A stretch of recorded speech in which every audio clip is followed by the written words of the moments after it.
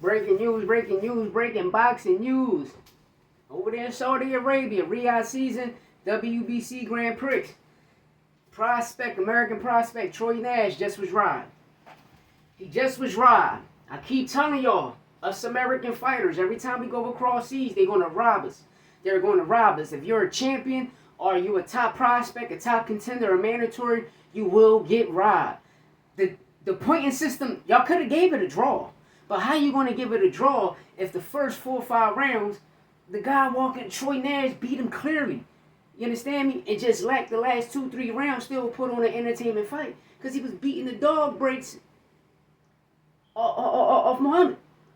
You understand me? And just to watch that and watch a young, great prospect just go through that and got his first loss to a biased judging system. Like, how y'all judge the fight 2 times? You got regular refs, then y'all go to the point. They called it a draw, so if it was a draw, y'all should have left it as a draw. How you gonna go back and say 4-3, then 5-2? Listen, how he took that round, great. You understand me? Great. 5-3, great. Troy Nash won that fight. You understand me? He won that fight. But going into a person country, y'all could at least give him a draw, man.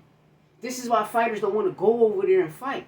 Why? Because y'all risking everything. You're risking your you're risking your title if you have one. You risking your rank, where you ranked at.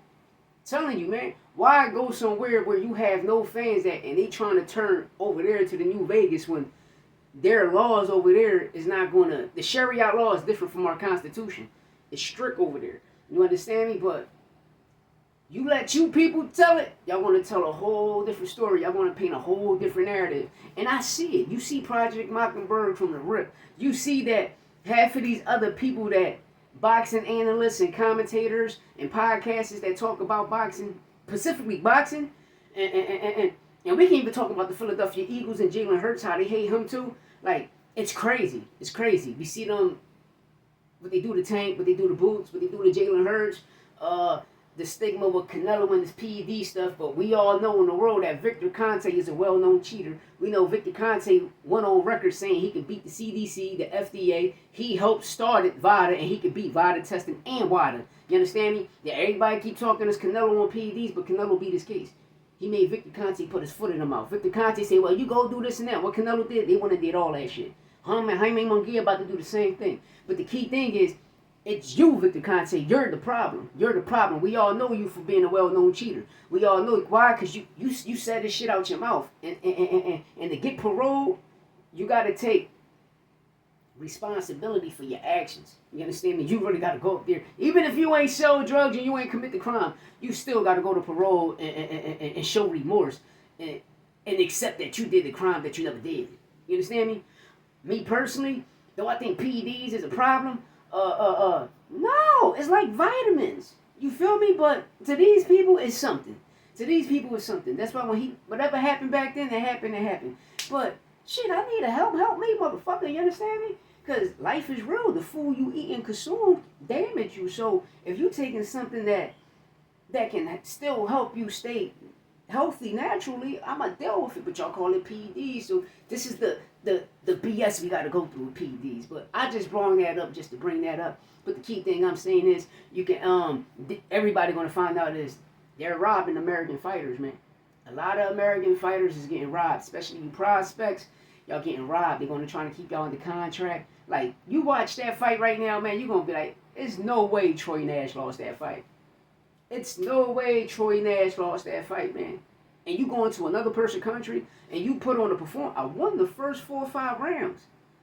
I can take off 2, 3 rounds. But these 2, 3 rounds I'm taking off, I'm still putting pain. I'm still putting pressure. He might have got a good round, but 1 round you got, bro. And then the judging. It's the judging, man. The judging is bad. Then you judge the fight. I'm done. Y'all got to stop saying people are saving boxing when they not. Y'all got to stop saying people is paying the biggest payouts when you don't even know how much they're getting paid. If you're doing the biggest payouts, why you got to sign an NDA? No, we only fair law over here, but at the end of the day, you let you people tell it, y'all going to tell a whole different story. Y'all going to paint a whole different narrative. But shout out to Troy Nash. We know you won. And if I was you, real rat, See, over there, that's the key thing. They don't have no body sanctioning. They don't have no state athletic commission in Saudi Arabia, so they deal with British. You understand me? They deal with the UK. It's all a lineup. It's all a setup. It's one big pyramid to bring down American fighters. You understand me? If you look at it, they saying they best heavyweights is this generation. That's bullshit. Frank Bruno and them had the best heavyweight division over there in the UK, and that's a fact. You understand me?